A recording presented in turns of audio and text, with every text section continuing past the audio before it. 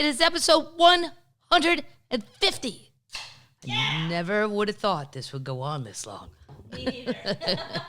And going through various incarnations, and it's really been fun. And the interaction is super fun out on the road. I get to see termites. Where did I see some termites this week? Oh shit! Sorry, I didn't turn off my phone properly. Sorry, hold on. Was it in Boise, Reno? Oh no, Bucky's at the gas station. That was the week before. It's all running together. I don't remember. It'll come to me. But anyway, so episode 150, we're going to do a little something special. Well, I am. Paddle says after the show. I say during the show. I wasn't going to open champagne, but I have mine. But I don't really like champagne as much as I like moonshine. Yeah. And it's our show. So we get to decide. I'm picking the moonshine that's been in the fridge, the Eggo waffle. Mm-hmm. Cheers to the termites. Oh, my God, it's so good. Yeah. It's like Bailey's with a waffle. Like, who would think you could do that? It's a waffle. And then it'll have the buzz of a moonshine shot, which is they sneak up on you. Be careful, moonshiners. If you've never had it, Bob and Clark. It's a dumb one, too. Go slowly. So many things. Oh, my God, so many things. Well, let's just start with the road. I had to laugh because I got to Reno, and they were out of rental cars because they were stuck in the mud at Burning Man. And then the poor kid working at National, she was like, well, and then when they do come back, they're super gross. So, like, the detailing is taking triple the time. I mean, I was lucky I got out there and there's no other people. But had there been like 10 other people in front of me, I'd have had to wait. I don't even know.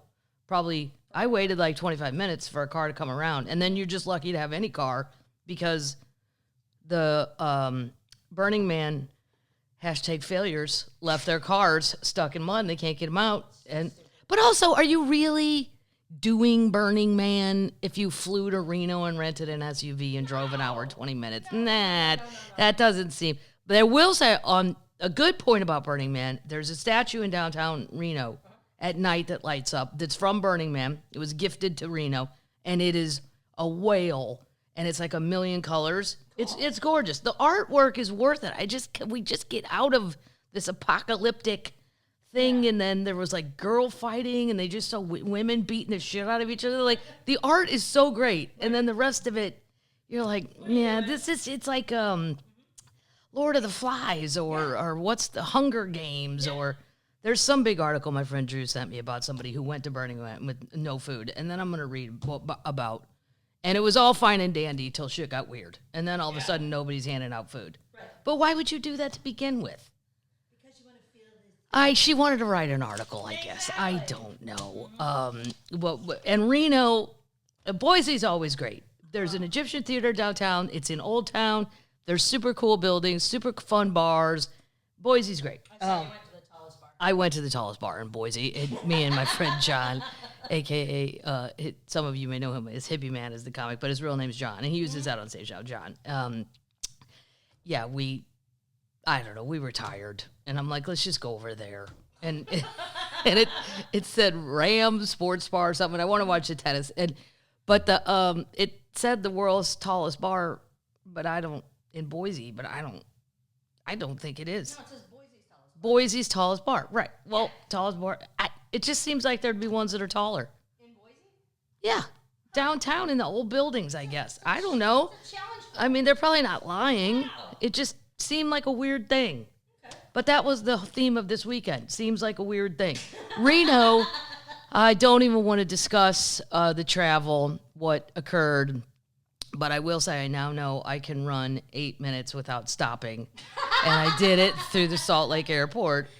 And John, the other comedian who was opening for me this weekend, John is quite a bit older than me and only started going to a gym 1 year ago. Oh, boy. And I said, John, do you think you got it in you? And he's like, yeah, man, I don't know. We're going to find out, right?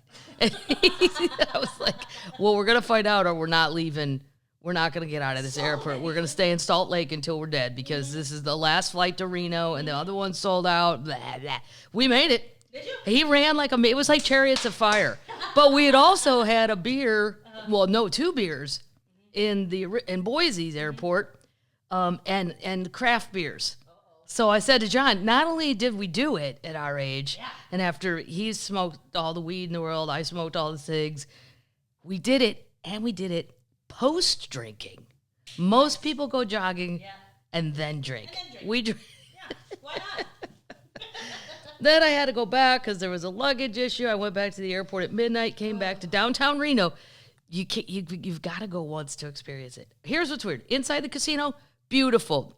There's restaurants that are great. My friend Ken, who ran the casino in Missouri for years, he's in charge, and his wife Dana's really nice. Everything you could ever imagine. Yeah. Outside of Reno, and what's weird is City Hall is right there. Uh-huh. There couldn't have been a more perfect synopsis of downtown Reno. There was a furry that I think was a bear. It could have been, a dog. It could have been a dog or a bear. Well, it wasn't a great costume, but it was all encompassing. It was like on a Lime scooter at 12:30 at night, just doing circles, and no one looked at it. There's all these people standing out there, and I thought, wow, they think that's totally normal. Wow. I don't know if it was a Lime or a skateboard or... Who cares? Yeah, but the crowds were great. Everything was great. And speaking of that, this is a lot of stuff backstage. I'm going to go through it quickly in case people don't like this part. You can fast forward, but I like to thank people because people put a lot of work into this stuff. Mm-hmm. Chris sent me what I'm drinking. It's Revision beer. And there's I guess out west, there's a whole, brewery of this. Yeah, I never heard of it. It's one of the top breweries in the United States. It's won many awards, and then the cans are awesome. And he knows I like a cool can. This is Snarf Snarf, and there's a shark on the front. Delicious. Thank you, Chris. I'm going to eat some. This guy, I'm not sure if it's a girl or a guy. Ken sent me. Ken is a boy. Yeah, Ken's a guy. It's barbecue sauce made in Boise. He likes it on French fries. Cool. Let's see. It's called MFT. My family tradition sauce. I thought it was going to say motherfucking something. See? Nice, yeah. I got to clean up my mind after. After Boise, Reno. Yeah. It's tough to get out. There we go. Oh, yeah. Oh, I see. Oh, yeah. Whoops. That came out super fast. Wow. It's the barbecue sauce. Yeah, I don't think of barbecue in the Northwest. Do you? You just insulted a lot of people. Well, I'm not insulting them. I'm just saying people think of Texas, Kansas City, St. Louis, Memphis. Huh? What do you think they eat up there? Oh, wow, it's good. Yeah. Yeah, I could see this on French fries. Yeah, MFT. Huh. No high fructose corn syrup. Usually I don't like things without it. Yeah. No, it's gluten-free. I can share it with my sister and her gluten stomach. Yeah. Oh, really good. Thanks, Ken. I like it. I don't know. I don't ever go get barbecue. Like in Seattle, I think fish. Right. Not, I'm going to go get a barbecue brisket. Right. You were in Seattle. You were in Seattle. I'm saying the Northwest. What do you call Idaho? To me, it's the Northwest. Not really. No, it's no. West. It's under Canada. It's under Canada. This person watched all the way back, Pam and Jude, all the way back to when I read Story Time. Gifts from Eastern Idaho. They brought all kinds of beer. This Spud thing, I'm going to taste it, but I'm going to warn you, I'm not a coconut person. See, it says Idaho Spud. Isn't that adorable? And it's a candy bar. I don't know. Get it. Well, I like the inside. Okay. It's like a Milky Way. Nice. Then there's chocolate around it. Mm-hmm. Like a Milky Way. But then they put coconut on the outside. Wonder if there's one without the coconut. They fucked up my Milky Way. That's exactly what they did. Idaho Candy Company. The middle's great. I would sit here and pick all that off if I was a child. Yeah. I always hated it when it was my brother's Joe's birthday because my mom would cook any kind of cake you wanted. That was what you got for your birthday. Mm-hmm. I mean, you got a present too, but he would always pick German chocolate cake, and I'm like, bleh, bleh, bleh. Oh, this is Pam and Jim. No, so they brought these Sasquatch chips. This stuff all comes backstage. You should see the look on the ushers' faces when this stuff is rolling back. They're like, wow, lady, what? Some of them don't know about the podcast. Well, half do, half don't. And they're like, yeah, does this happen all the time on the road? I'm like, yep. I'll fill them up. I don't charge anybody for a podcast. Instead, I get potato chips and beer. These are really good. And they're like barbecue. It says Tim's, Cascade style. We are Pacific Northwest. Sasquatch, surprise potato chips. And then there's a picture of Bigfoot in front. Nice. I'm thinking within the next 2 years, a trail cam's going to pick Bigfoot up. Really? I think so. I really do. If we got too many trail cams out there now, I'm going to put these down here, and everybody's looking, I think it's going to happen. This is my new Bigfoot head cover for my driver. That's cool. It's very cool. Very cool. Yeah. Nobody's going to have that here. No. Or in the Ozarks. Nope. No. That's from Hillary and Patrick. They just started golfing, and then they bought me this. And let me tell you what, these things are not cheap. No. I am aware that this costs good cash, hard money. Good American money. Yeah, so thank you guys for that. We'll get through. Oh my God, this is the hat that. Who's wearing the hat? Tanya's wearing the hat. Minor league team. All these people came to Dallas last year. Reba, it looks like. Sometimes very good penmanship, Reba. I'm impressed. Minor league Rough Riders game. Nice. Yeah, one game each year they change their name to the Frisco Corny Dogs, and this is the logo. I like it. Yeah, I like it too. It's cool. Minor league Rough Rider, Texas, I guess. Bears, Haribo bears, gummy bears. Nice. You have no idea how many times that really saves a flight Yeah. when you're starving. Yeah. And let me tell you what goes good with Haribo bears: a vodka cranberry. Everything aligns. And then I take all the green bears and I put them aside and I smash them to death and give them to the flight attendant as trash. Gross. Yeah, and then I line up all the other bears on my tray table. And then one by one I eat them, but I eat them like an army that's going away. And then I wait to see if the person in the seat next to me thinks there's anything wrong with me. Because they're sticky on the bottom, kind of. They're gummies, so they'll stick to your tray table. And then boom, boom, boom. And then as soon as the vodka cranberry comes, the war is on. And I eat all the soldiers. Yep. You're a mess. You're a total mess. This is what happens when you don't read on planes, people. I always see somebody with a real book, and I'm like, really? Huh. Where are your gummy bears? Haven't done that in a while. And I've been carrying around a book for a year, and I haven't read one page of it. No. I don't know what I'm reading, but it's not books. I mean, I like books, but you got to be able to, I don't know, too many connecting flights. Oh, my God, this lady, well, I'm not sure who this is. Cheryl and Dee. Cheryl and Dee, they came to, she said, since a show at Bimbo's in San Francisco, I did. And you know why I remember that? Because it was a goddamn HBO Women of the Night special, and they put us at a place called Bimbo's. Are you kidding? I'm like, really? And they're like, it's so famous in San Francisco. Perhaps. But now the rest of the country is going to see this on HBO. And it was me and Sandra Bernhardt and Margaret Cho and whomever. I don't even remember who else. And then they're like, yeah. And it opens up and it just says Bimbo's and then it's us. Wow. I mean, I was so young I couldn't argue it. But I mean, what am I going to do? I'm not going to get the venue changed. But really, couldn't somebody have spoken up and said, hey, we're trying to move women's comedy a little bit further along. Why not just whores? Why not just throw us in a place called Whores? Whores, free whores.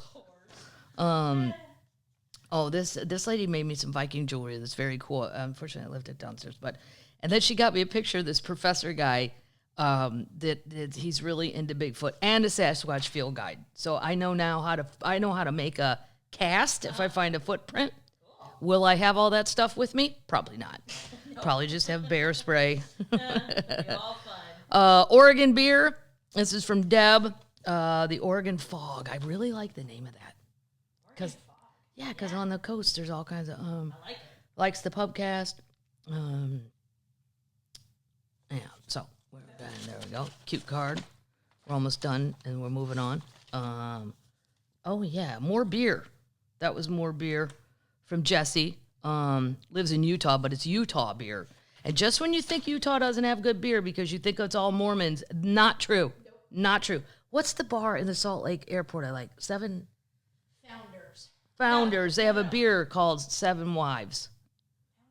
Founders is Michigan. This lady brought me, Jamie and Becky brought me a ton of stickers, which is great because I have brand new and a new notebook. Nice. I'm ready for that. What's it called? Seven Wives? No. Some polygamy ale. Do Utah ale. It's really delicious. Polygamy porter. Polygamy porter. Yeah. But it wasn't the porter I drank. I don't drink porters. Okay. It was something else. This person made me Christmas ornaments for all my specials. There's a Bigfoot, a Jesus. It's fantastic. I know. And some of it I couldn't even get home. I had to, they're going to send it, though. That was from two Termites, Ted and Todd. Nice. Yeah, they're really adorable. And then I'll laugh my ass off because I get ornaments in every city I go to. So then when I hang out my Christmas tree, I can review the year. That's nice. Yeah. Yeah, I don't really have any crafty traditions or anything. Not crafty to speak of, but that one makes me happy. This guy left me, you get these medals, like I got a bunch of these in Iraq and Afghanistan. And this lady brought one, which is very sweet because I don't know how many they get to give away, but this is a Federal Reserve Police. Cool. Yeah, it's always good to know. Any kind of, it looks like Amanda, I think. Yeah, Amanda. Oh, and her wife, Dawn? Yeah, Dawn. From Montana, yeah, her wife surprised her with the tickets. That's nice. That's cool. And if I ever go to Montana, they'll take me fishing. Great. Which I would like to do. These are things I want to do in retirement, though. I don't want to do them while I'm working because it's too crazy. And then the last thing, and then we're moving on. Wait till I tell you about the Wisconsin bar. I'm so excited about this story. Sarah Allen made this. This is being shipped home. It's a wreath with a hummingbird in it. I don't know how long it took. It looks like it took forever. It's beautiful. I'll show it when it gets here. Okay. And then this lady painted a card with a possum on it. Whoa. I know. Lily and Tammy, it looks like. That's cool. It's a happy birthday card because my birthday's coming up. That's right. September 30th, in case anybody cares. What do you want for your birthday? What do I want for my birthday? I just want to be able to go out on my fishing boat. I don't have time. Okay. Yeah, I come home. I have 2 days at home. Baby cat's screaming at me. So angry. So then I let her stay in Sunday, Monday, Tuesday. And then I get no sleep because she's up at 2 a.m., running up the curtains, whatever. Enough complaining. Yeah, I don't know. September 30th is my birthday. And who else's? Johnny Mathis, Truman Capote. That's really all. Oh, Angie Dickinson. Yeah, have you ever looked up who's famous on my birthday? I don't have a good list. September 30th was not a hot day. I don't know. I'll look it up. Yeah. All right, moving on. Let's start the show. Update. No, Queen news. I forgot. Cher. Everybody hold your horses. Is making a Christmas album. And the cover is the best artwork I've ever seen. She's in a field of ice in a silver dress, and then it just says Cher. That's how I picture her all the time. In red. So yeah. So, boom, I'll bring my gifts for... I can't wait. I don't know when the pre-order starts, but everybody else has been very quiet. Yep. Even Tay-Tay. Yeah. She's getting ready to go to Europe. Update! They have named the giraffe, the all-brown one, with no puzzle pieces on it. And they've named it, in Swahili, this means unique. They've named it Kipiki.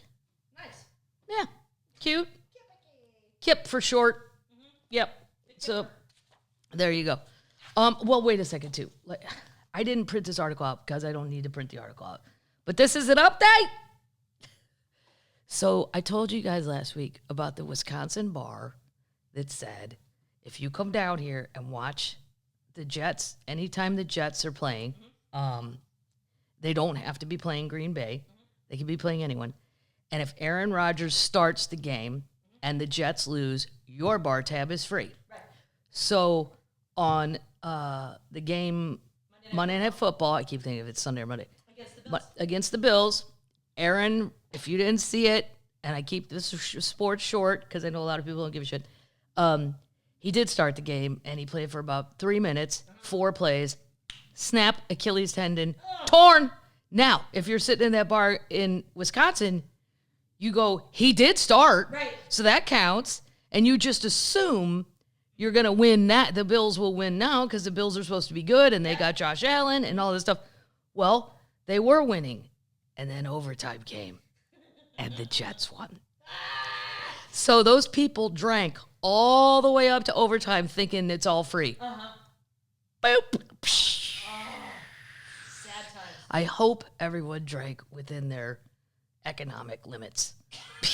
Because that would be crazy if you were a bunch of 20-somethings and you're like, shots, let's do shots. And then you're going in the end of the night, your bar tab's $250 and there's kids in there with like $28. Man, I thought it was free. I thought it was all going to be free. No. So they say they're still going to do the promotion at the bar. I don't understand why, though, because if Aaron Rodgers isn't playing, He picked them. Because he picked them? Because I'm like, isn't the idea to beat Aaron? No. Wasn't that because you're mad that he left? And I would have been glad if he left in Green Bay. I think he's a whining little narcissist. And every year he keeps Green Bay on the hook. Well, I don't know. I'm going to go into the darkness and then I'll decide when I come out of the darkness. And then, I don't know. I got some hateful text. And like, dude, are you playing or are you not? Right. And you're getting old. He's 39. I just said, see ya, wouldn't want to be ya. Come on, Jordan, the next guy, who I said would be good, and he was great on Sunday. I don't know if that'll hold up. Don't hold me to that. Who's on your fantasy quarterback? Is it him? Well, I have Aaron on a couple fantasy things because he was all that was left. Because I got a shitty pick. I got Jalen Hurts, and then it's usually Aaron, so I'm going to have to dump his ass, and then I'm going to have to take somebody you've never even heard of. Nope.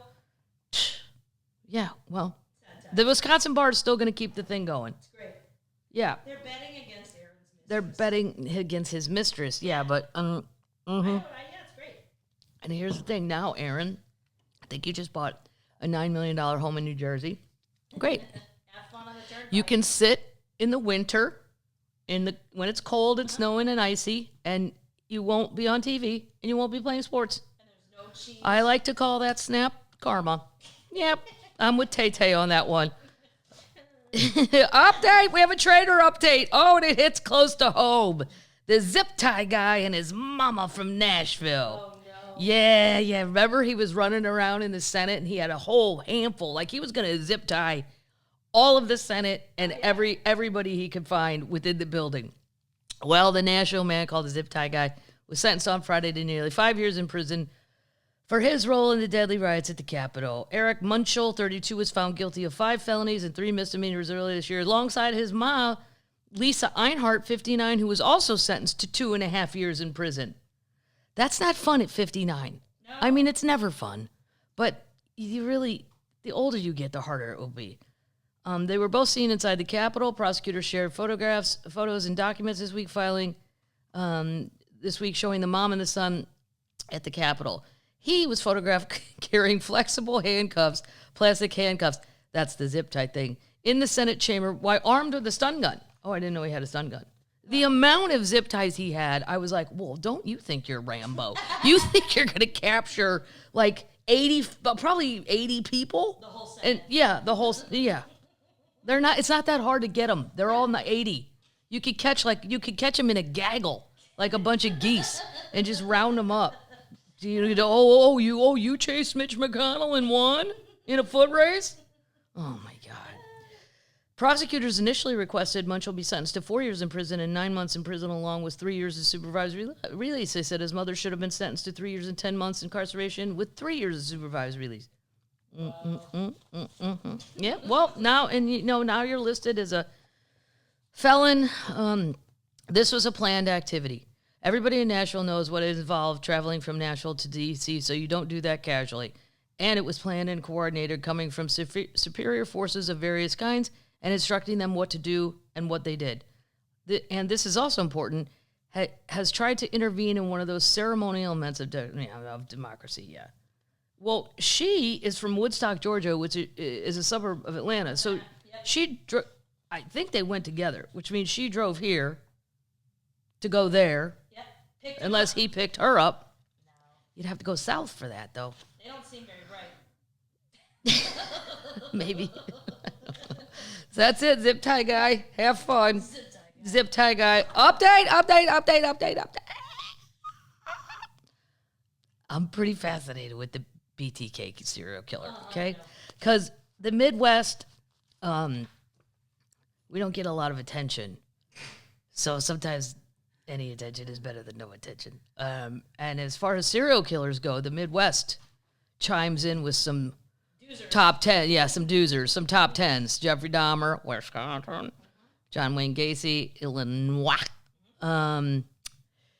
Yeah. Well, anyway. It's a cold winter there. Need something to do. It's a cold winter, and the drinking gets crazy. And the next thing you know, I've murdered my neighbor. And I liked it. And I might murder another if no one finds out. So Dennis Radar, the BTK killer, they searched his home recently, as we have talked about on this podcast, and they found this cubby hole where he had all these drawings. And bizarrely enough, he's a pretty good artist. I gotta say, I think I can draw, but I couldn't draw. These are quite good. But they found all these photographs of women like in barns but they're tied up. They're horrifying pictures, but they're like sitting on bales of hay. So they're in a barn or near a silo. So then they think that he says he didn't killed any more people than everybody knows about, but they're like, yeah, I think he might have. Well, then they found all this shit very recently. Well, one of the women depicted in the drawings done by self-proclaimed BTK serial killer Dennis Radar has possibly been identified. So they're going to go back through these drawings and find out all these missing women and try to match them up. Osage County Sheriff Eddie Verdon would not disclose further details on the possible ID of the woman who was depicted as wearing, and he's got she has a green dress on and pigtails. Oh. I know. It's awful. But it's really glad that at least these people, maybe if they can find out that's what happened to their kid, they won't spend the rest of their life wondering, although I don't know, I don't know that would have to happen to you to have any idea what would be better or not. His daughter's highly involved, which I really give her credit for, because you'd be real easy to go, fuck this, I'm moving away, I'm having nothing to do with it, I want to live my life. Right. But she's been quite helpful. They think that this barn that he keeps drawing was it was positioned next to a silo, which was likely a favorite haunt of Radar's. He often sketched. He honed his skills in college at drafting class. My father did a lot of drafting at our house. He drew plans for the garden.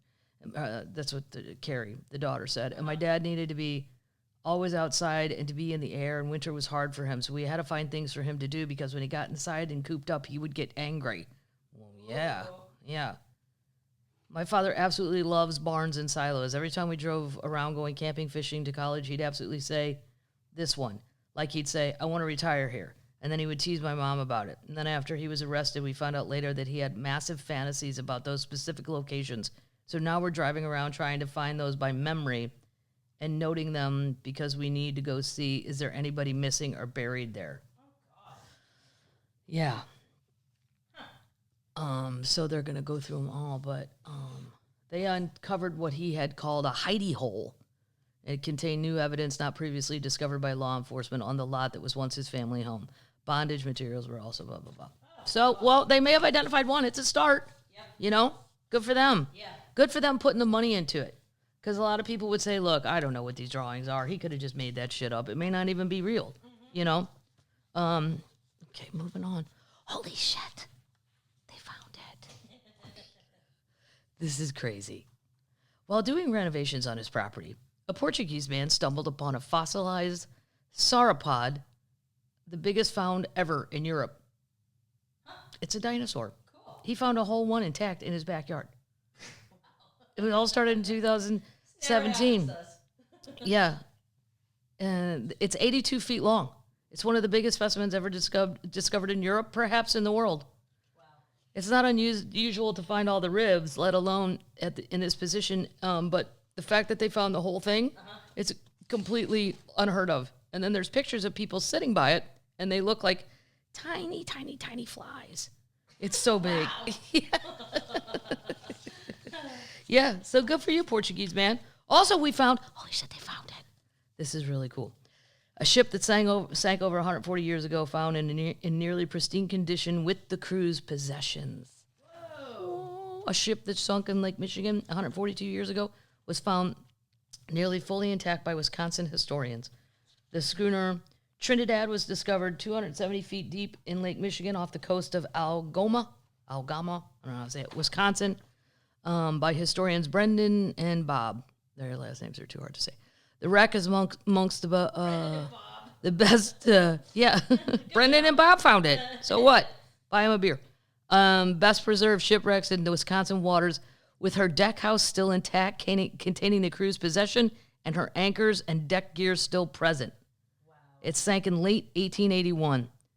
These guys found it in July using survivor accounts and historical records, then side scanner sonar to hone in on the vessel's location.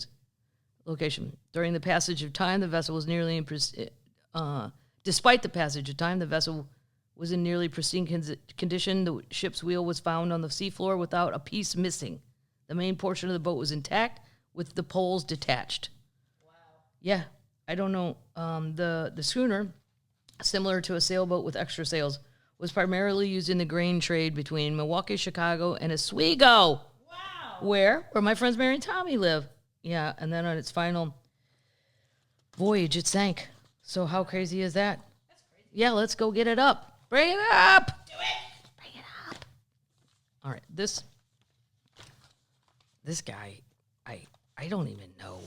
I'm going to start a section called What the Fuck? Because there's stuff where you read the thing and go, really? Did this really happen? Yes. Yeah. The Coast Guard arrests a man the Coast Guard, remember, trying to run a giant hamster wheel across the Atlantic. What? The picture of this thing, we'll put it in the show notes, also known as the show. His name is Reza Baluchi. They've called it a hydropod. If you picture a hamster wheel, but then if the hamster wheel on the outside of it had flotation orange devices, sort of like bumpers or what did you tie your boat up to? A bumper. No, out in the ocean. In the bay. A mooring ball. Yeah, it looks like plastic mooring balls in a circle on each wheel. Oh my God. And then he's inside of it. Wow. But wait till you hear how far he got. Try as he might, Reza can't reach his destination without running afoul of the Coast Guard. The key problem is his vessel, a giant floating hamster wheel made of buoys and wire, self-propelled by him running inside. Come on. This is ridiculous. He lives in Florida. He's been granted asylum from Iran. I'm sure Iran went, you can have hamster man. Do you want him? Sure, no problem. Here he is. Here's his wheel. What a perfect place for Here's his hamster food. And here's his little hay, sawdust. Put that at the bottom of his cage at night. He was taken in by the Coast Guard last week aboard his vessel following several days of back and forth with the authorities. According to a criminal complaint, the Coast Guard gunner Valiant came across Reza and his homemade vessel about 70 nautical miles east of Tybee Island, Georgia. Oh my God. He made it 70 miles. Georgia said no. Give him to Florida. Well, what happens when you stop running? You got to sleep. You're just going to float to who knows where. He was counting on that. I guess. The Coast Guard found him as they were preparing for the hurricane. Oh my God. Tybee Island is already off Georgia. It's already far. Okay. He told officers his destination was London. More than 4,000 miles away. But Reza was asked for the vehicle's registration. What kind of Coast Guard is going? Can I see registration? Dude, there's no registration for this. Look, it's a hamster wheel. He made it in his garage. Totally he did. He said it was registered in Florida, but he couldn't find the registration at the moment. The Coast Guard assessed that his vessel, known as a hydropod, and determined that he was conducting a manifestly unsafe voyage. It does not identify his starting point, but it had to be land. Yeah. Or did someone drive him in a boat and let him roll off the boat? Wow. The officers then approached him in a small boat and instructed him to join them. They were ending his voyage due to it being unsafe. He replied that he had a 12-inch knife and would attempt to kill himself if the officers attempted to remove him from his hamster wheel. The officers returned to the cutter and stayed nearby. When the officers tried again over the next day or two to get him to join him on the small boat, he brought out 2 knives, and he threatened to hurt himself if they boarded his vessel. He also threatened to blow himself up along with the vessels. The officers saw him holding wires in his hands and believed him. Wow. The following day, a second Coast Guard cutter named Campbell arrived and sent a small boat to deliver him food and water and word that a hurricane was coming. He again refused to leave the vessel and told the officers the bomb wasn't real. Wow. A third vessel was sent, a smaller boat, and they got him out. He agreed to go. I don't know why he changed his mind. He was brought ashore. While his case is underway, he's barred from travel outside of the southern district of Florida, and he may not go to the ocean or board a vessel on the ocean. This is not his first try. He tried it with similar homemade vessels in 2014, 16, and 21, all which resulted in the U.S. Coast Guard intervention. He's a man of big dreams. Wow. Long after arriving in the U.S., he was profiled in the New York Times and began a quest to run across the country Forrest Gump style. He repeatedly finished the coast-to-coast journey, not once but twice. He did it. Oh my God. This kind of guy is good crazy, if somebody could help him. Right. I mean, if he ran across the country twice in a Forrest Gump thing, like actually imitate, if he did it to raise money or something, people would donate. Let's put this guy to work. I don't think he should be in his hamster wheel going to London. I'm not going to support that. He'll die. Right. Mm-hmm. Yeah, you take some moonshine. This guy makes me have to drink moonshine. He said he has a video where he explains his motivation in using unusual means of travel. If you drive by boat, nobody cares. Okay. The Coast Guard guy said it was the most bizarre case I've ever been involved with. Wow. He redesigned his hamster wheel in 2021 when it came on shore. He has not made it to New York. Wow. I kind of hope he tries again, but I don't want to see the guy die. He's going to die. I mean, you can't. And he didn't even know a hurricane was coming. He's a crazy person. He's too busy running in his hamster wheel. He's training. Speaking of hurricanes, hey, Ohio, Tennessee, other states in the middle, are you seeing flamingos? Oh, no. You will be, because they got Hurricane Adelia, blew them all off course, and they're out of range. No way. They're showing up in Tennessee and unusual parts of the country after being displaced by Hurricane Adelia. Tennessee Wildlife Resources Agency confirmed it's not uncommon to find birds that have been blown off course or out of their typical range. They've been seen. Here's where you can see them. Keep an eye out. Virginia, Ohio, South Carolina, North Carolina, Alabama, Texas, Kentucky, and Pennsylvania, in addition to Tennessee. Although non-migratory, the American flamingo is a strong flyer and capable of vast flying distances. They're mostly found in Cuba. Well, there's a shit ton in Florida. Yeah. There's like 1 million at Gatorland in Orlando. Yeah, there are. And I can't believe the gators don't eat them. No. They land right next to them. Very peaceful. Yeah. They're rarely aggressive towards humans, but they shouldn't be approached. They're naturally afraid of people and may attack if they feel threatened. So, just get your phone out. Take a nice picture. Because you shouldn't go get them. Wisconsin, guess what you're getting? Spotted cow. No, you're getting a Buc-ee's. Yay! Now, one place I haven't been in America, and I've always wanted to go, my cousin Mary and her husband used to take their boys up there all the time, is the Wisconsin Dells. Oh, yeah. Have you ever been? Yep.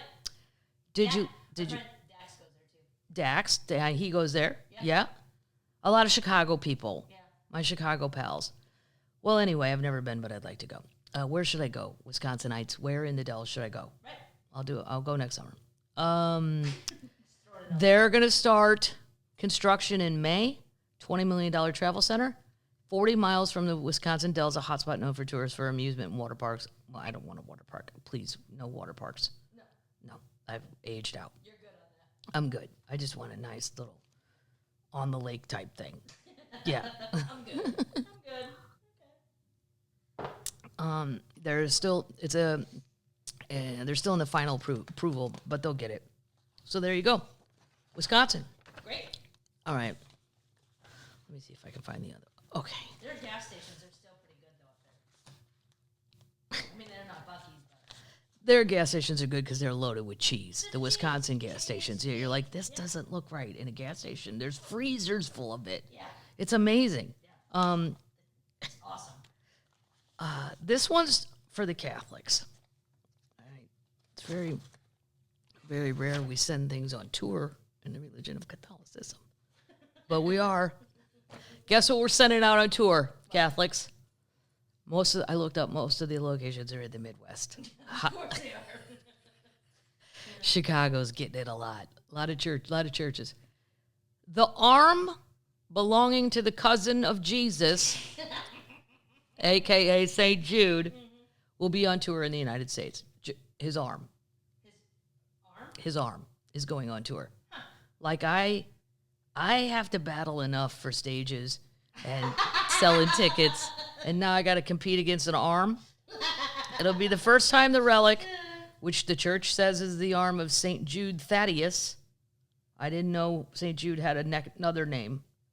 St. Jude is a saint of lost souls and yeah. I never heard Thaddeus. It's left Italy. It's on its way. Registered as a patron saint of lost causes and desperate situations, a visit provides an opportunity for individuals to experience intimacy with someone who dwells in heaven and beholds God face to face, Father Carlos Martins, director of treasures of the church, said. It allows people to receive his blessing and entrust him with their petitions. Can you imagine getting that through TSA? How are you going to get an arm through TSA? I think you're going to have to fly privately. I think you're going to have to, or you're got to take a boat and a bus and an Uber. No Uber drivers saying, "Can I see what's in your thing? I can't think you have an arm." Jude was one of Christ's apostles. He was believed to have martyred in Beirut several decades after Christ's crucifixion. His body was transferred to a tomb in St. Peter's Basilica in Rome several centuries after he was martyred. According to St. Peter, Jude's arm was placed in a wooden box shaped like a priest hand giving a blessing. How did his arm fall off? I tried to Google this too. I do my homework for this show. Yeah. And I'm like, well, why do we only have an arm? We'll need to speak with the Vatican directly. I'll email the Pope.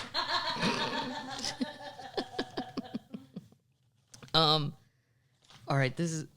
I don't know why this makes me laugh. Tom Brady. Tommy.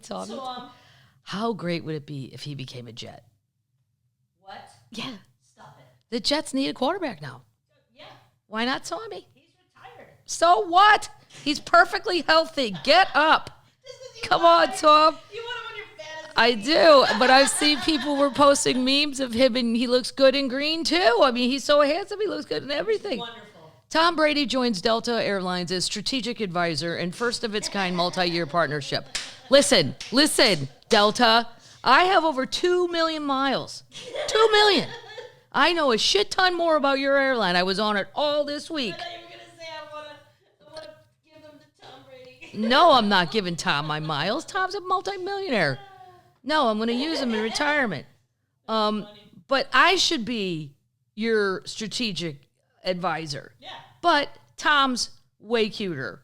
And here's what I think. All they would have to do, Tom doesn't even need to. What does Tom know about fucking Delta? When was the last time Tom was on Delta? Stop it. College. Yeah, come on. He's either he was either on a team plane or flying privately. Him and Giselle aren't standing in the Delta lounge going, I'll have a vodka cranberry, and are they going to bring the eggs out, or is that over? Are we moving into lunch? Because my flight leaves in 20 minutes, and I'm starving. Oh, God. I do think, though, if you just put pictures of Tom right at the bottom of the, so when you're getting on the plane, and just put his picture on the sides with him winking, going, "You're a winner." Oh, it would just it'd make me happy. You're blushing. I don't know about other people. He's just the spirit of greatness. You just know, even if you're not a Patriot fan, you get over it. He was great. Yeah. It's like, but he always seems fun and he's smiling, unlike some other, quote, goats that don't seem so fun. Now, I'm not going to say who. No, I think we know. Mm-hmm. I just don't understand. They're going to have him, he's going to advise on strategic training and teamwork tools for more than 90,000 employees. I'm sure the employees are excited.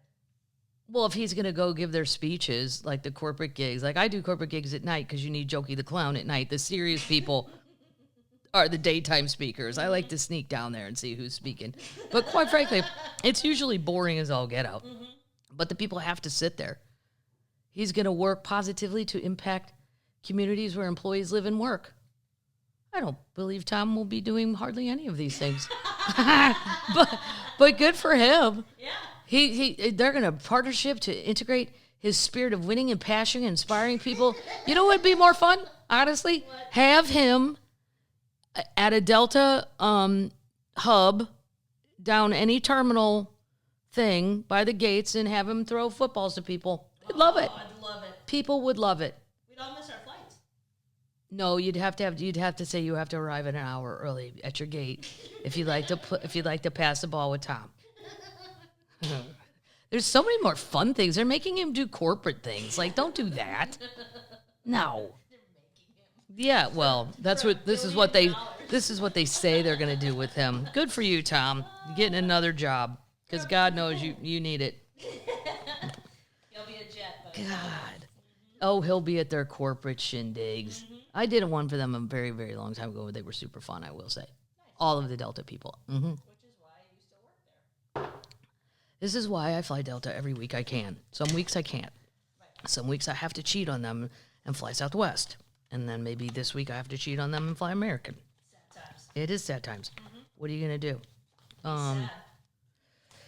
We're going to talk about the children for a minute. Actually, it's not even really the children. Well, yeah, it's the children. Sorry to report. This does not apply to all children. Good. There's been some very bad behavior going on lately. Protesters glued their feet to the floor at the U.S. Open, which I was watching. You thought it was a heart attack. The Coco Gauff and Karolina Muchova was interrupted by climate protesters early in the second set when one of the protesters gluing their feet to the floor of the stands at Arthur Ashe Stadium. She was getting ready to serve. It took 40 minutes to get these freaks out. Look, I don't disagree that the climate is bonkers. Right. I'm not a science person. I don't know what exactly is happening. Right. But when we have Hurricane 5s in Omaha, shit's gone weird. Yeah. And I know that. And I understand they want to make a point. But that is bullshit. There are two people out there playing for something they've worked their whole fucking life for. Mm-hmm. And you're going to be that jackass. Yep. And you're going to cause it. And you know what? Coco, I don't know what the other lady said. She was really nice about it. Mm-hmm.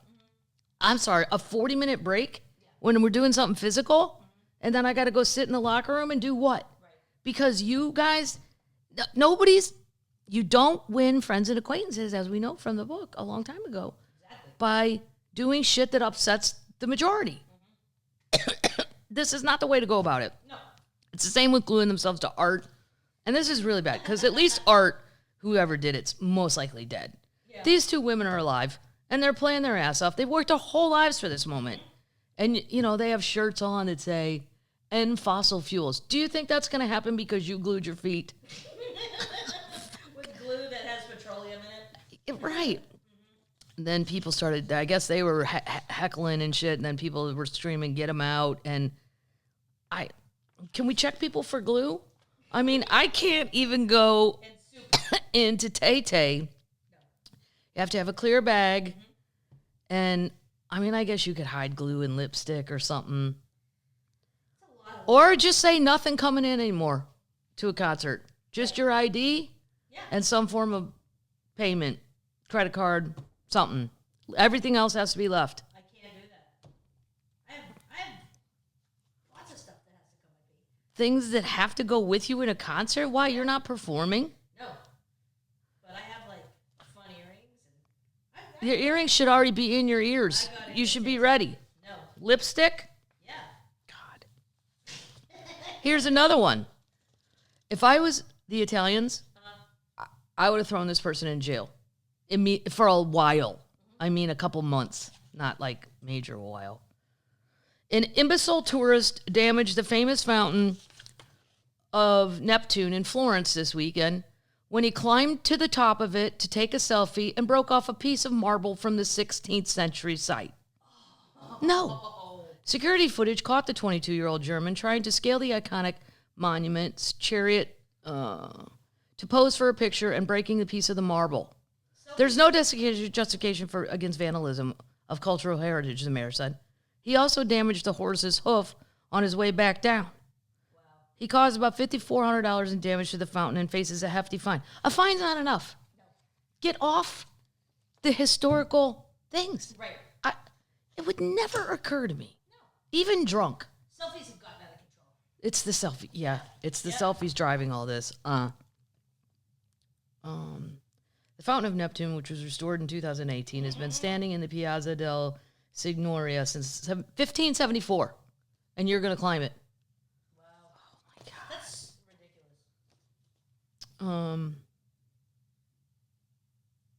And then it talks about the graffiti attack at the Coliseum.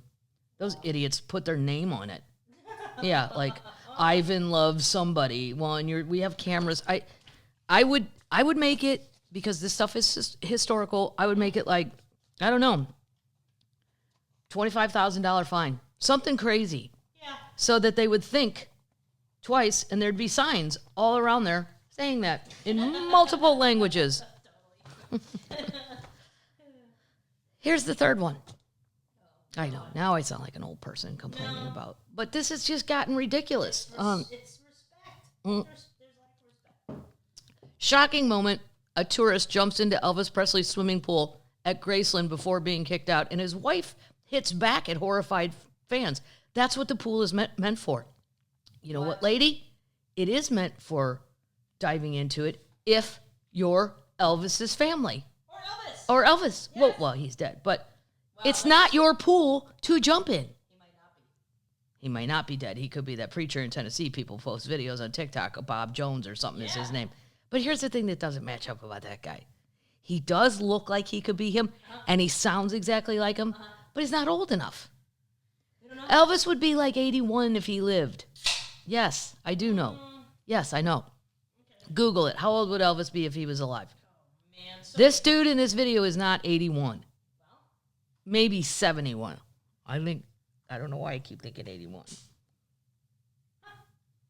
is the most Googled thing. Is it the most Googled thing? Yeah, about Elvis being alive and how old. He'd be 88. 88? Yeah. Okay, well, that guy definitely isn't 88. This is the shocking moment a British tourist jumped into the pool at Elvis Presley. So I've been there a million times at Graceland, and it's not expensive to go. It's a really fun afternoon. You have a friend there now. And I have a friend, my friend. Yeah. Yeah, Dee Dee. Yeah, Dee Dee will. Dee Dee is great, but she guides some of the tours and stuff, and she has the keys. Yeah, I won't say her last name, but I go, oh my God, she stuck the key in the door. I'm like, those are real fucking keys to Elvis's house. She's like, well, somebody's got to open up.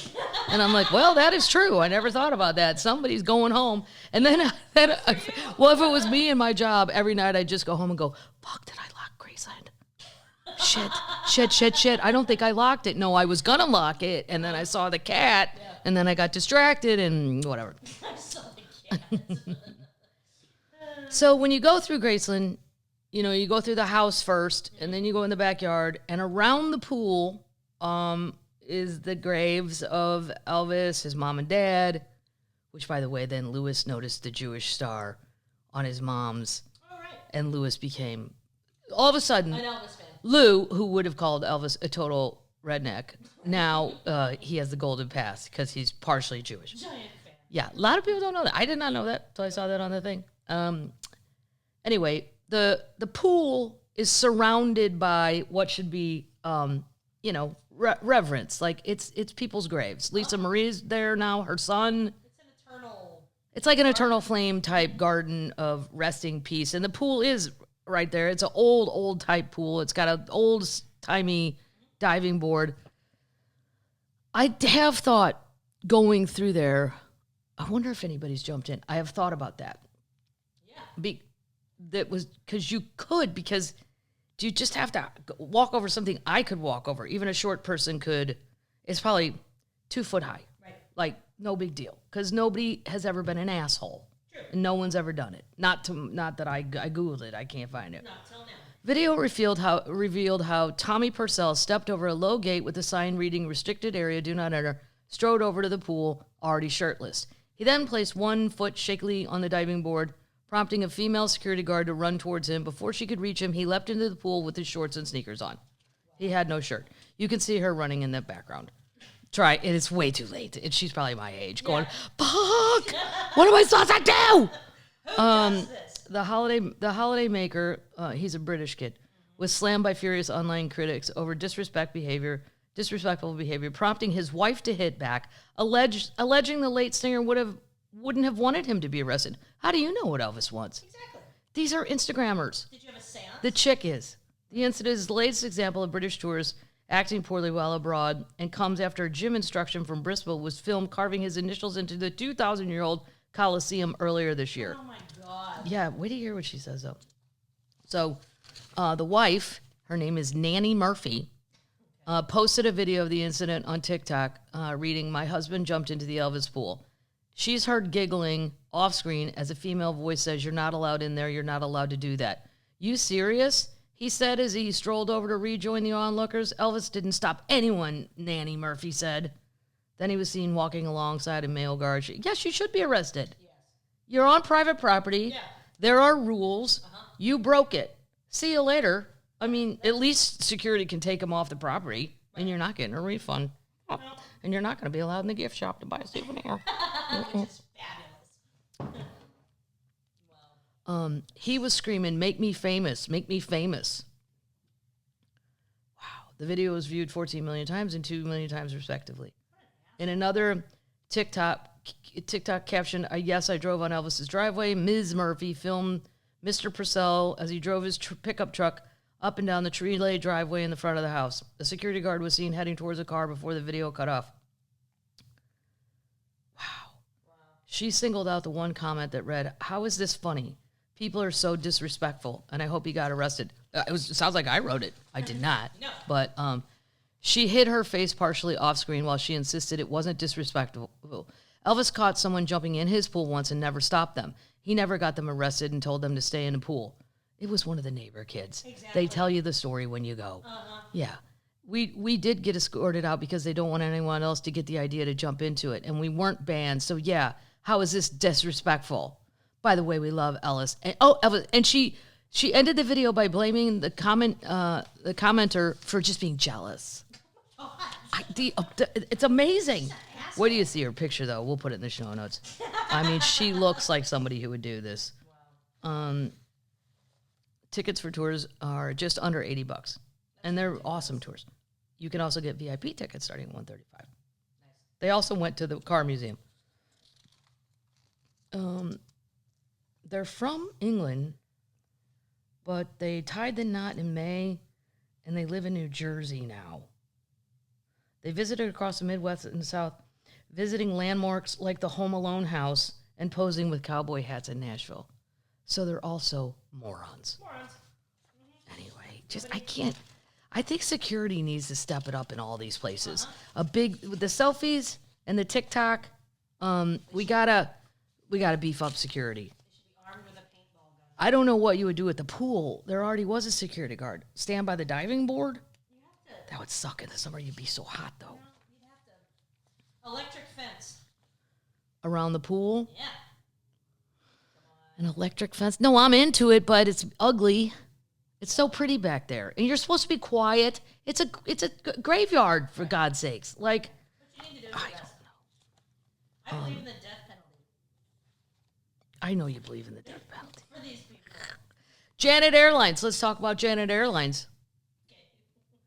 Here's an airline you'll never likely fly on, no matter how much money you have. Janet Airlines Boeing 737 planes travel to one of the most mysterious and talked about places on the face of the earth, Area 51, deep in the Nevada desert. No. Yep. There, the United States government develops its most secretive military technology. Now, here's what's weird. I've never even seen, as much as I fly, it's a white plane with a red stripe down it. Aren't they based in Vegas? I think so. Yeah. Yeah, they fly in and out of Harry Reid Airport. It's only 87 miles away. It's a red stripe. The ultra-secret base is also rumored to host a crash, extraterrestrial spacecraft, and even aliens themselves. But the Janet jets that take workers and government officials there are altogether more nondescript, by the passenger airliners not believed to contain any particularly exciting features. Janet, whose letters are rumored to stand for Joint Air Network for Employee Transportation, or just another non-existent terminal. Wow. Its pilots also fly 7 smaller Beechcraft prop planes to Area 51. Wow. So if you ever see one, you'll know it's white with one red stripe. It has no writing on it. Reports indicate that the airline may not actually be officially named at all. Janet is just the call sign in the jets when they are in civilian airspace. Area 51 has 6 runways. 6? Wow. Including a monster 12,000-foot long strip that is among the world's longest. One might be for the visitors. Maybe it's for them. Yeah, maybe it's not for us. Right. So now you know, Janet Airlines. Maybe they'll have a sale for normal people. Think so, like a Christmas sale? They're hiring. Janet, yeah, who's working for them? Yeah, they're hiring. Here's my nightmare. 3-year cruise that never ends.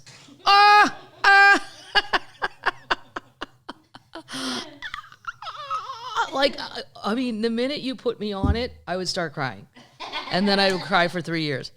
I am not a cruiser. No. Those of you who know me or have listened to my act or just listen to this podcast, we've already established that. If the idea of spending 3 years on a cruise ship makes you claustrophobic, it's time to look away now. Life at Sea Cruises, which is due to depart in November for a 3-year round-the-world cruise, reckons that people are so enthused by the idea of sailing around the world nonstop that they're going to continue the journey indefinitely, making it the cruise that never ends. Oh. No. The idea came about after the firm fielded inquiries from potential customers who were thrilled by the idea of the cruise, but couldn't make the start date. Individuals will have to sign up for 3 years, but now they can start at any point in the itinerary, making it a rolling 3-year cruise rather than a set one. Wow. I get it. Yeah. So when you jump on, it's the start of your 3 years. Right. Oh my God. That's horrible. I can't even do 3 days. No. I don't even like 3 hours. Because once as long as that gangplank's still out, I'm okay. Because I know I can run away. Right. Once they pull that up. The gangplank. To appeal to customers who want to stay on, the itinerary will continue to new destinations rather than returning to previous ones.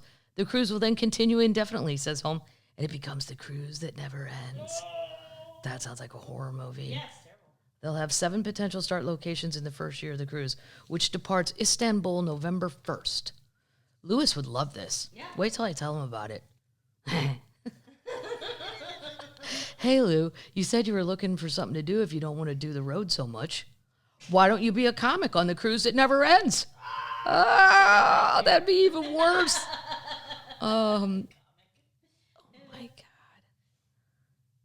People who can't make the Istanbul departure have the chance to join in Barcelona on November 6th, the Bahamas a week later, and Rio de Janeiro on December 20th, just for time for Christmas on board. Oh, my God. So you can't leave the ship ever? You can get on and off. Yeah, you can, but you got to pay for what you signed up for, it seems like. Yeah.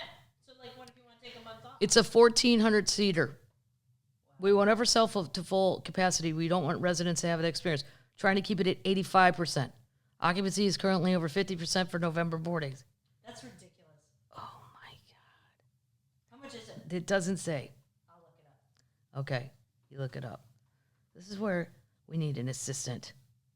I'm right here. Well, no, Paddles, you do a wonderful job, but you're doing other things too. We need one of the children. I'm checking my fantasy list. Yeah, I know. I can tell when you're doing other things, bad things. Okay. So there's a warlord, a cocaine. Begins at $30,000 a year. $30,000 a year? Yep. Really? Yeah. Well, that's cheap. Yeah. $2,500 a month. 20. That can't be right. Yeah. Is that a room below deck with no view? It's what it begins at. So probably $30,000 for the year? Yeah. Yep. That's awfully cheap. I could see why people might do it. Payment options at $24.99 a month. Huh. This is what I proposed. I would not like to think that there's a cocaine warlord listening to Madigan's Pubcast, but there might be. Yeah. Is the Amazon rainforest set to be saved by a cocaine warlord? What did I say? Hold the rainforest hostage. Yes. Tell the world, you want to keep it? Somebody send me $1 billion right now. No, as a matter of fact, I want $20 billion. And if you don't, I'm going to take this can of gas and these little matches I got from a restaurant, and I'm going to set the whole goddamn thing on fire. There you go. Same way to save all the African animals. Right. We don't need those hunter, some dentist over there killing a weird giraffe. No. Well, a cocaine warlord is helping saving the Amazon rainforest in Colombia after his threats to farmers saw deforestation rates fall by 76% in a year. Wow. He cut deforestation 76%. That's awesome. Ivan Mordisco, the leader of the Estado Mayor Central, has implemented strict sanctions to stop land-grabbing farmers from slashing trees. Awesome. As the country's third largest illegally armed group, the EMC is known for drug trafficking, illegal gold mining, and extortion. That's great. Yeah, then you have a picture and go, here's my new, if you're a rainforest lover, you're like, here's my new hero. He's known for drug trafficking, illegal and extortion. The sanction occupies the country's most environmentally sensitive territory with significant military power, with a support network more than 3,000, including 2,200 armed fighters, said to strong-arm anyone who should attempt to evade the rules of the armed factions. Wow. This is great. Yeah. And even the president can't do nothing about it. He's got to support him. Yeah. I mean, or you're going to die. Right.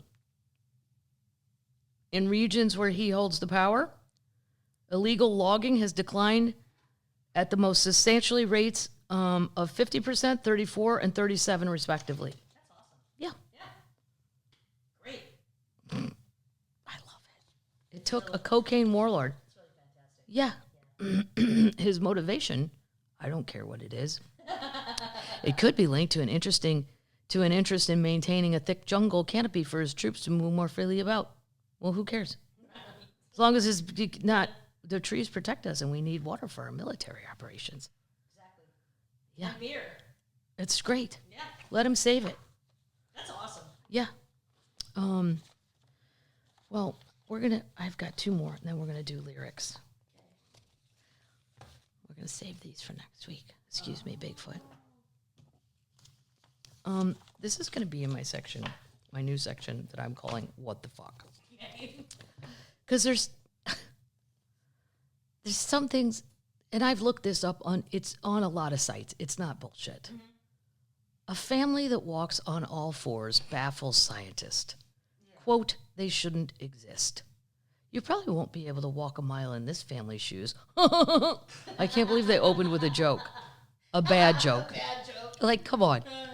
Some members of a family in Turkey walk in a way that has baffled scientists and challenges the world's understanding of human evolution. They walk on all fours, using the palms of their hands in a bear crawl. The Eulis family was first brought into the public sphere through a scientific paper, which was followed by a 2006 documentary, oh, I gotta watch this, on the BBC called The Family That Walks on All Fours. Professor Nicholas Hump... What? It's very literal. Yeah, nobody got creative with the title. No. No. Like, save me a donut, I'm on the way. And then you just show them running. I mean, you could have been more creative.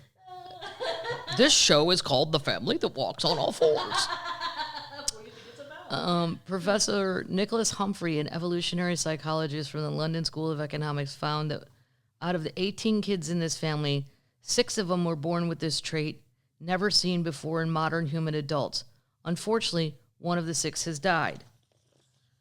First of all I see when I see these people, I see a bottle of Advil because my back would hurt so bad. I don't know how you can, and they're not young. I mean, they're old.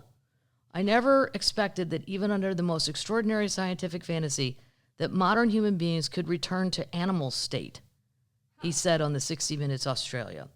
The thing which marks us off from the rest of the animal world is the fact that we're the species which walks on two legs and holds our head high in the air.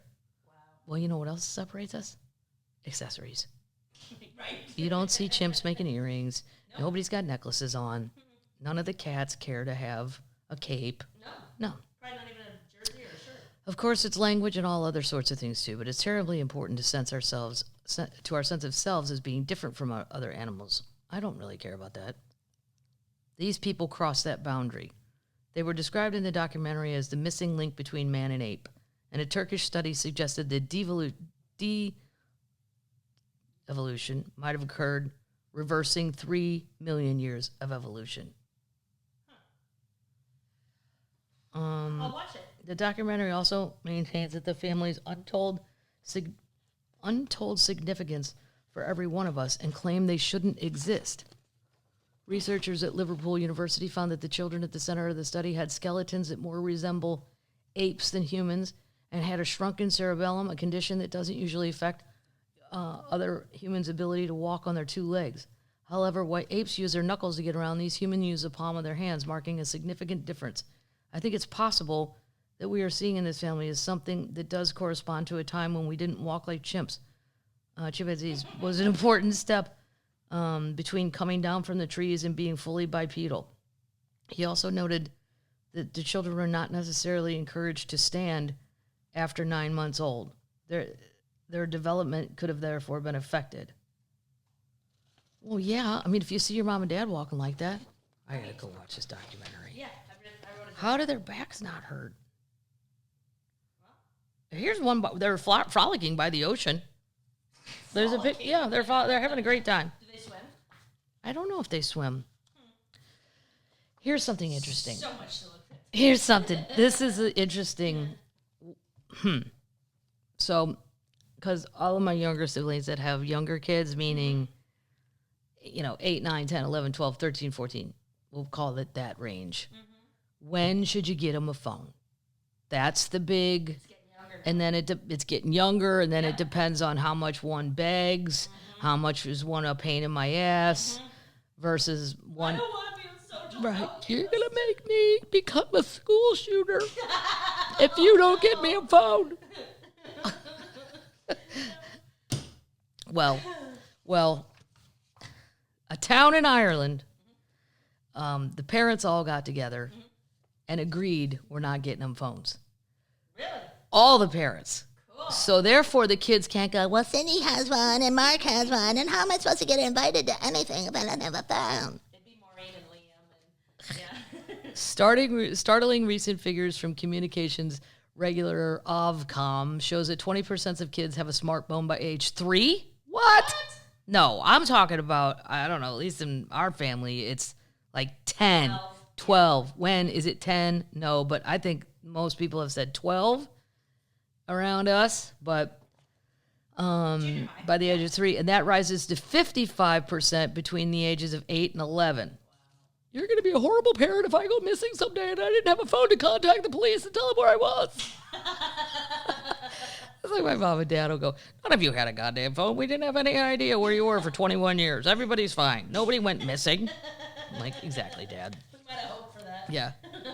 But the residents of one seaside town in Ireland have decided they do not want their little ones to spend their most formative years peering into a tiny LCD screen. The entire parent population of Greystones in County Wicklow got together to agree not to buy smartphones for their kids until they were in secondary school. All 8 primary schools in the town, 15 miles south of Dublin, had already stopped pupils from bringing the electronic devices into the learning environment. Yeah, I don't know what the rules are at the Catholic school. I think you can have your phone, but I don't think you're allowed to have it in class. I don't know. I got to ask. I'll ask the kids. We'll report back. Yeah, but the school parent associations went further by initiating a voluntary ban among themselves. It was a revolutionary approach would likely become welcomed by parents in Britain as well. A survey by Vodafone, that's their phone company over there, this week revealed that when choosing to give your child their first mobile phone was tough for some parents as selecting the right school to send their children to. Well, I don't know what your choices of schools were, but the locals were grateful for a chance to free youngsters from the pressure to permanently connect to social media.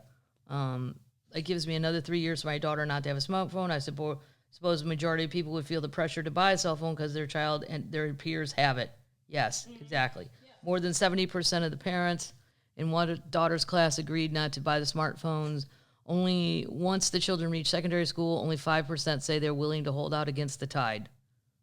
So 6th grade over there is 11 to 12, basically the same here. So they're holding out till then. That's great. Yeah, that's great. Yeah. Especially the TikTok, and I think sometimes it's too much for my brain. Yeah. And I'm an adult. Yeah. I can't imagine. And then the ones that get bullied on there, I can't even imagine. No. Yeah. They had two recent, the area had two recent suicides as a result of bullies. Huh. 2 girls committed suicide over bullying. It's terrifying because it's something happens between the social world and your kids, something you really have no part of because you didn't see it. It's something that really scares you. Yeah. So it's going great for them. They love it. That's great. France banned phones in the classrooms in 2018. Italy did so last year, while Holland and Finland brought in restrictions this year. Yeah. It can be good. It can be bad. No, it worked great. So congratulations to that little town. Yeah. Yeah. Can you see America doing that? I can't see Americans at a town meeting agreeing to anything. Oh. Any topic. It could be something that seems so bland and banal, and there'd still be some guy going, I don't really think that. That's my right. Nobody's going to tell me what to do. Okay, it's time for our lyrics send-off. Oh, no. These are the lyrics that the children these days are loving and listening to. By children, you mean me? By children, I mean you, Battles. Yes. This is Taylor, the lyrics to Anti-Hero. Love it. Oh, my God. So good. I have this thing where I get older but never wiser. Midnights become my afternoons. When my depression works a graveyard shift, all of the people I ghosted standing there in the room. I should not be left to my own devices. They come with prices and vices. I end up in crisis, a tale as old as time. I wake up screaming from dreaming. One day, I'll watch you as you're leaving because you got tired of my scheming. Hi, it's me.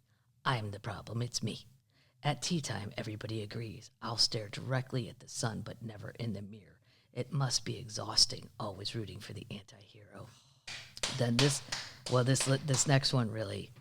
Sometimes I feel like everybody is a sexy baby and I'm a monster on the hill. Whoa. Too big to hang out, slowly lurching towards your favorite city, pierced through the heart but never killed. You can't kill Tay-Tay. Now here's the lyrics I was listening to. I'm sad you didn't sing that. I know you know. Oh, I know how the chorus goes. Hi, oh, it's me. Hi, I'm the problem. It's me. Exactly. It's me. Yeah.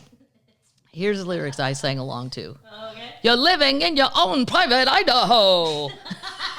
B-52s. Like an underground like a wild potato. Don't go on the patio. Beware of the pool. Blue bottomless pool. It leads you straight through the gate that opens the pool. What does any of that mean? Keep off the pair. Beware of the gate. Watch for the signs that say hidden driveways, your own private Idaho. And then it's You fell into the water and went down to Idaho. Get out of the state. Get out of the state. You're in. You better beware. Taylor's make a lot more sense. Yeah. My own private Idaho, driving around in my car. Like, I don't even know what I'm saying. Nobody cared. But I can see why the people feel a more connection to Idaho, to Tay-Tay than I do to the B-52s, because I didn't even know why the hell I was thinking about Idaho. I'd never even been to Idaho. I didn't know a damn thing about Idaho. Nope. And he tells me I'm living in my own private Idaho. Well, how can that be when I know nothing about it? Exactly. All right, termites. So we will see you soon out on the road. Big thanks to John Novosad. You should go look him up. He's so funny. He's a Denver comic, and he came with me for Boise and Reno. Yep. And then this week, I have my friend Bill Crawford from Pittsburgh. He's very fun, super fun. He's also on the radio in Pittsburgh, if you're a radio person, in the morning. He's a part of our morning show. Here's where I'm going. Hershey, Pittsburgh, Cleveland, Eau Claire, Madison, Chicago, Richmond, Charlotte, Des Moines, Kansas City, Virginia Beach, D.C., Fort Worth. I'm really excited about Fort Worth. I know I keep saying that. Yeah. I just haven't been there in so long. I'm excited about everywhere else. Super excited about Pittsburgh because of the Andy Warhol Museum. Yeah. Pittsburgh's got some of the greatest museums. Pittsburgh needs Bill Crawford to do an ad for them to come to Pittsburgh. Like, Pittsburgh is great for a weekend. Pick us if you like football, go to a Steelers game, or baseball. The park is awesome, where the Pirates play. But because of the Carnegies, they have all these awesome. I'm not usually a museum hunter on the road, but I like art. So Andy Warhol, I was like, oh yeah, and it's been there forever. And they had a big fight over that, his brother and the foundation. Where should it go? Right. Well, he's from Pittsburgh. Yeah. Let Pittsburgh have it, and then send it like they do, send the shit out on the road, but they change it up all the time too. So it's never boring. There's Pittsburgh. It's just the downtown is great. The Italian part is great, and then the Primanti Brothers sandwiches. It's just you never get bored in Pittsburgh. Anyway, I don't know why I felt the need to say that, but Fort Worth I'm excited about. Houston I love. St. Louis, Denver, the Villages, Eugene, Portland, and Seattle. So fun. Yeah, because it's kind of rainy, cold up there around there then, and I like it because it's spooky. Can we talk about you getting ready to pitch for the Cubs? Well, I'm going to throw out the first pitch at the Cubs game. So I've been practicing in the backyard. How's it going? I'm super, I think, amusing my 10-year-old neighbors where they're like, oh, wow, the lady who's never home is outside playing catch. Like, why is that old lady doing? Do you feel confident you'll make it over the mound? Can I make it over the mound? Yes. Yeah. You mean over the plate? Over the plate. Yes, but I cannot guarantee that it won't hit somebody on the left or the right. You're going to the mound, though, right? Well, I'm going to go to the mound, but I may ask the catcher to walk a little bit towards me like George Bush did. Well, if he could do it, I can do it. That's a long way. 60 feet is a long way to throw a ball accurately. Yeah. I don't know. In St. Louis, I did it, and how'd it go? It was terrifying. As soon as they put my name up to the thing, I thought, what the fuck did I agree to? This is the dumbest thing I've ever done. Because it's not my thing. No. I mean, I played softball as a little kid, but then, you age out of that or whatever. I played hot box with my brothers. But when you get out to the mound, it looks so much further. And then it's before the game, so there's all these press people, and like St. Louis, Fred Bird was down there. And I was like, you might want to tell some of those people to move. Like, I'm not being fake humble. Like, I really don't know where this is going, right? And I don't want to injure somebody who's out here to have a good time, and then you're like, and there's a ball in your temple. I mean, I wasn't planning on throwing it hard, but under any circumstances, you don't want to get hit with a baseball in the face. And then they were like, oh, yeah, sure, we'll move. And no one moved. I'm like, I'm not fake kidding. Oh, yeah. Anyway, well, I got it. I got it there. We'll give the Termites an update next week. And it made it over the plate because my friend Scott at the time goes, I don't really think that was a strike, Kathleen. I go, it was if the batter had been a little person. If it was my friend Brad Williams, you bet your ass it was a strike. And dirt did not fly up till it went over that plate. Great. Yes. No, I'm actually quite nervous about it. Okay. I mean, it's fun, but... You want to go play catch right now? Yeah, I need to go play some more catch, and I got, a week to do it. Will you buy me a margarita? I'm going to take my baseball glove and make Bill play with me in Pittsburgh. Yeah, I mean, I didn't even know if my arm would still work. Like, you've reached the age where you're like, when was the last time I threw something? For real. That's why I had to ask John, my friend, the comedian. I'm like, John, weird question, but I'm looking at the app and the time we're landing. We're going to miss the flight. And I go, can you still run? But these are the questions I have to ask people my age now. Have you done that in a decade? Like, actually physically ran anywhere. I don't mean walk on the treadmill. I don't mean the elliptical. I mean run over there. Uh-huh. Yeah, and he was so casual. I don't know, man, but yeah, let's give it a try. Yeah. I'm hacking up lungs. His pants were falling down. He had kept stopping because his pants. Yeah, he did really good running, but his pants were not secure enough for that kind of run. Anyway, all right, termites, that's it. I'm off to go throw